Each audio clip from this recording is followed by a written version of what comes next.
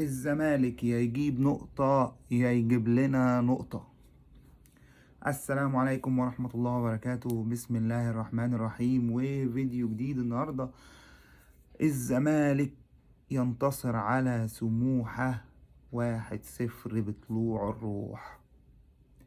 يا جماعة والله العظيم الزمالك ده يعني عشان يكسب الدوري هيكسبه واحنا في العناية المركزة. حاجة يعني صعبة، حاجة تعب أعصاب، حاجة يعني ما شفتش قبل كده ولا هشوف بعد كده.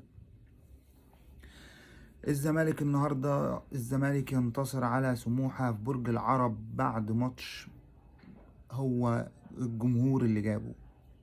يعني الجمهور هو اللي جاب الماتش. الزمالك عمل، ما نقول الزمالك ما عملش حاجة. احنا عندنا يا جماعة، عايز اقول لكم بس حاجة، احنا بلا بزيرة لا نفقه شيء في كرة القدم والله العظيم. يعني يمكن عشان ندي الناس حقها، بزيرة، عدي الدباغ، محمد اسماعيل، عبد الله السعيد، مهدي سليمان، يعني كام حد كده. شفتوا امبارح بزيرة نزل، هات يا ابني الكرة، يا ابني خد الكرة سهلة اهي اهي اهي اهي، يا ابني خدها اهي اهي اهي. عدي الدباغ حطها سهلة، كرة سهلة،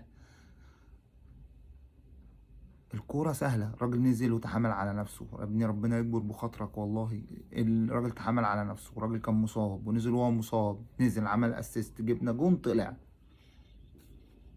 عايز اقول لك ايه، انا نزل عملت اللي عليا خلاص شكرا.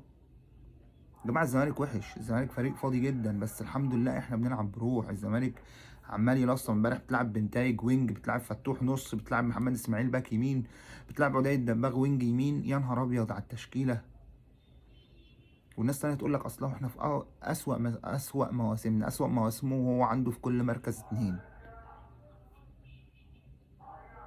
حاجة صعبة جدا. الزمالك امبارح ينتصر على سموحة 1-0 وبفاضل له نقطة. الزمالك عايز نقطة من ماتش سيراميكا، ان شاء الله هنجيب نقطة من ماتش سيراميكا و وهناخد الدوري بإذن الله. وماتش يوم 20 بعد ماتش الكونفدرالية، بعد النهائي نكون أبطال الكونفدرالية إن شاء الله، وبعد كده نكسب سيراميكا وناخد الدوري ونبقى حققنا الثنائية، الكونفدرالية والدوري المصري أعلى العتاولة. عايز برضه أقول حاجة. امبارح الأهلي كسب إنبي. انت فين؟ انبي اللي كان بيموت نفسه في الملعب ويجز على اسنانه، وكهربا اللي كان بيجز، والسيد مش عارف مين اللي كان بيعمل باسنانه، وعندك واسمه ده، واللعيبه التانية اللي كانت هجمات هنا ويلا ونموت نفسنا في الملعب، ما جوش امبارح قدام الاهلي.